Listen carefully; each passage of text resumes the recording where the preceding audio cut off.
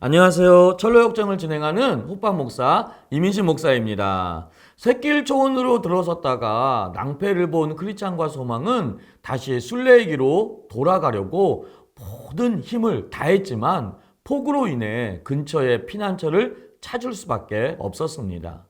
피곤 때문에 이내 잠에 빠지고 말았고 지금 그들이 잠들어 있는 땅이 의심의 성이라고 부르는 성의 주인인 절망의 거인의 땅인 줄을 몰랐습니다. 자, 공부하기 전에 구독과 좋아요 꼭 눌러주세요. 사랑합니다. 아주 많이 축복합니다. 절망의 거인은 아침 일찍 일어나 자신의 땅을 돌아보다가 잠들어 있는 크리스찬과 소망을 발견하였습니다. 일어나라! 어디서 온 누구냐? 저희들은 순례자들인데 길을 잃고 그만 잠이 들어버렸습니다. 감히 내 땅을 침범하다니! 나와 같이 가야겠다! 크리스찬과 소망은 자신들보다 힘센 거인에게 아무 말도 못하고 끌려갈 수밖에 없었습니다. 절망의 거인은 매우 어둡고 더럽고 악취가 나는 지하 감옥에 두 순례자를 가두었습니다. 그들은 수요일 아침부터 토요일 밤까지 한 조각의 빵, 한 방울의 물, 한 줄기의 빛도 없이 최악의 상황 속에서 지내야만 했습니다.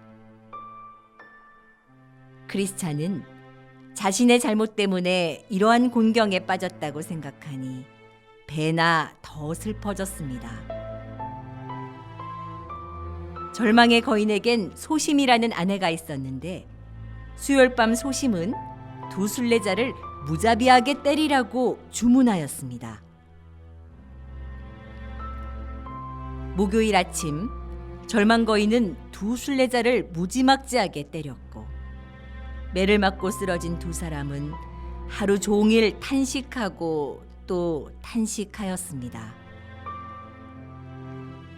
목요일 밤 소심은 두 순례자가 아직 살아있음을 알고 절망 거인에게 그들을 자살하게 만들라고 충고하였습니다. 금요일 아침 절망 거인은 두 순례자가 기도와 소망을 가지지 못하도록 두려움을 주었습니다. 이렇게 지낼 바엔 차라리 죽는 게 낫겠어요. 하나님의 계명을 어기고 자살하는 것은 스스로를 멸망시키는 것입니다. 죄악의 힘에 굴복하지 말고 믿음으로 조금 더 인내합시다. 금요일 밤 절망 거인은 지하 감옥에 내려와 살아있는 두 순례자를 보고 화를 내고 위협하였습니다. 크리스찬이 견딜 수 없는 두려움에 괴로워하자 소망은 과거 사망의 음침한 골짜기에 있었던 일과 최근 허영의 도시에서 감옥에 투옥되었을 때 역사하신 하나님의 도우심을 회상하고 그 은혜를 의지하도록 도와주었습니다.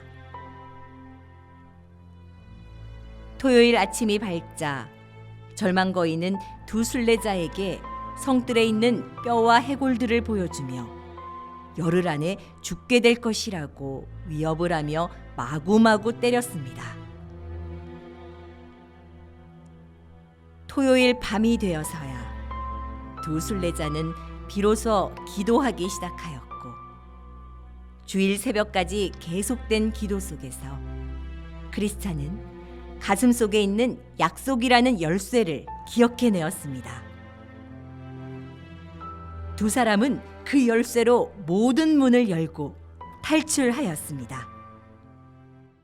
두 순례자가 의심이라는 성의 성주인 절망의 거인에게 붙잡혀 큰 고초를 겪은 것은 믿음의 순례 길에서 벗어나 편안한 길을 가고자 할 때 어떤 시험에 빠질 수 있는지를 교훈하고자 하는 것입니다.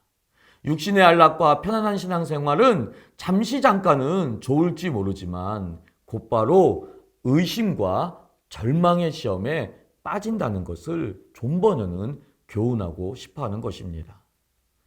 의심을 성이라고 표현한 것은 한번 불신앙에 속한 의심에 빠지면 헤어나올 수 없다라는 뜻이고, 절망이 거인이라는 이름으로 표현된 것은 절망이 우리의 영혼을 꼭 붙잡아 놓아주지 않는 거인과 같이 다가오기 때문에 그런 것입니다. 크리스찬과 소망이 지하 감옥에 갇혀 지낸 지 사흘간의 상황은 한 조각의 빵도 먹지 못했고, 한 방울의 물도 마시지 못했고, 한 줄기의 빛도 볼 수 없었고, 조언할 사람도 없이 지옥 같은 날을 보내게 됩니다. 이것은 성도가 의심의 성과 절망 거인에 붙잡히게 될 때 자유와 빛과 소망을 다 잃어버리고 어떤 도움도 얻을 수 없는 극심한 영적 침체에 빠진다는 것을 교훈하고자 하는 것입니다. 절망 거인의 아내인 소심이 남편인 절망 거인에게 충동해서 두 순례자를 무지막지하게 때리게 만듭니다. 성도가 믿음의 길에서 벗어날 때 이 둘이 동시에 성도의 영혼을 공격해서 무지막지하게 때린다는 것을 꼭 기억해야 합니다. 절망은 소망을 소멸시키고, 소심은 하나님의 은혜를 불신하게 만들어서 하나님의 긍휼을 구하는 것을 포기하게 만들어 버립니다. 나아가 목요일 밤에는 절망 거인의 아내인 소심이 두 순례자들이 자살하도록 충동하라고 부추기는 바람에 금요일 아침에 절망 거인은 두 순례자에게 자살하도록 위협을 가합니다. 이 위협에 크리스찬은 죽는 것이 사는 것보다 낫다는 유혹을 받았을 정도로 절망과 의심의 위력은 엄청났습니다. 너무 힘들어 자살 충동까지 받은 크리스찬에게 소망은 하나님의 계명을 어기고 자살하는 것은 스스로를 멸망시키는 것이라고 하면서 믿음으로 조금만 더 인내하자고 조언을 합니다. 소망의 조언으로 크리스찬은 어느 정도 용기를 내었지만 금요일 밤에 다시 절망 거인이 위협했고, 소망은 크리스찬이 사망의 골짜기에서 경험한 하나님의 은혜와 최근에 허영의 도시에서 감옥에 투옥되었을 때 하나님의 도우심을 회상하도록 하여 하나님을 의지하고 확신을 갖도록 도와줍니다. 토요일 아침에 두 순례자는 다시 절망 거인에게 끌려가 성뜰에 있는 뼈와 해골들을 보았고, 열흘 안에 죽게 될 것이라는 위협과 더불어 심한 매를 맞게 됩니다. 두 순례자는 심각한 두려움과 영적 침체에 빠지게 되었고, 토요일 밤이 되었을 때 비로소 기도하기 시작했다고 존 버녀는 묘사하고 있습니다. 수요일 아침에 절망 거인에게 잡혔는데 토요일 밤이 되어서야 기도했다는 것은 그들이 은혜의 수단을 사용하지 않았다는 것을 의미합니다. 성도가 어려움을 당했을 때 기도하지 않으면 이렇게 마지막 자리까지 내려가게 되는 것을 꼭 명심해야 합니다. 그러나 기도하기 시작했을 때 주일 새벽에 크리스찬은 가슴 속에 있는 약속의 말씀이라는 열쇠를 기억하게 되고, 마침내 그 열쇠는 마스터 키라는 것을 깨닫게 되고, 그 열쇠를 사용해서 감옥을 탈출하게 됩니다. 우리가 기도할 때 하나님의 말씀이 기억나서 이 말씀이 믿음을 회복시키면서 모든 의심과 절망을 물리치고 헤어나올 수 있는 힘을 준다는 것 꼭 명심하시기를 축복합니다. 두 순례자가 약속이라는 열쇠를 발견한 날은 주일이었습니다. 주일에 이런 은혜가 예비되어 있음을 존 버녀는 강조하고 싶어하는 것입니다. 우리의 주일 예배가 의심과 절망에 빠진 성도들의 영혼에 약속이라는 은혜의 열쇠를 통해 자유와 소망과 구원의 기쁨을 회복하는 복된 날이라는 것을 꼭 기억시키고자 하는 것입니다.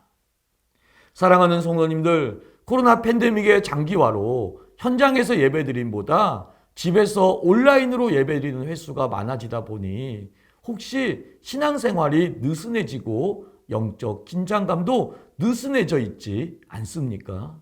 이럴 때 우리에게 찾아오는 것이 신앙의 의심이라는 것이고, 이 의심은 큰 성이 되어 우리를 헤어나올 수 없는 영적 절망감으로 몰고 가는 것입니다. 혹시 지금 여러분의 영적 상태가 이렇지 않습니까?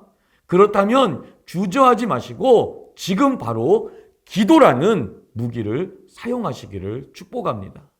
지금 너무 큰 절망으로 기도의 자리로 나아감이 힘들더라도 기도하기 시작했을 때 약속의 말씀이라는 열쇠를 기억하게 되고 마침내 그 열쇠를 사용해서 감옥을 탈출하게 됨을 꼭 기억하십시오. 그리고 이 회복의 날이 주일이었음을 꼭 기억해야 합니다.